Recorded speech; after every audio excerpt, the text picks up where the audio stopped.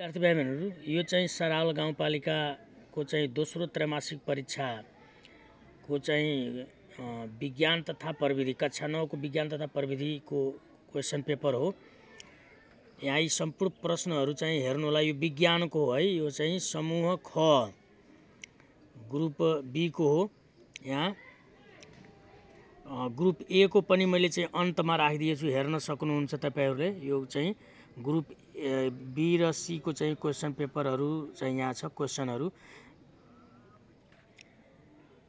यदि सम्पूर्ण प्रश्नहरूलाई तपाईले हल गर्नुभयो है, प्र्याक्टिस गर्नुभयो भने तपाईहरुलाई चाहिँ धेरै फाइदा हुनेछ, किनभने यस्तै प्रकारका प्रश्नहरू तपाईको एक्जाममा आउने गर्छन्।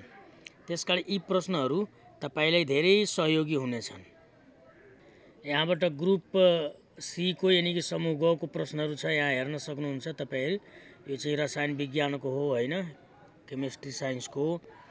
यसको यहाँ चाहिँ छ क्वेशन नम्बर 15, 16 यहाँ छ है, बायोग्यास। यी क्वेशनहरूलाई नोट गरेर राख्नु होला। अब म तपाईहरुलाई अब्जेक्टिभ क्वेशन ग्रुप ए का क्वेशनहरूले देखाउन गइरहेको छु।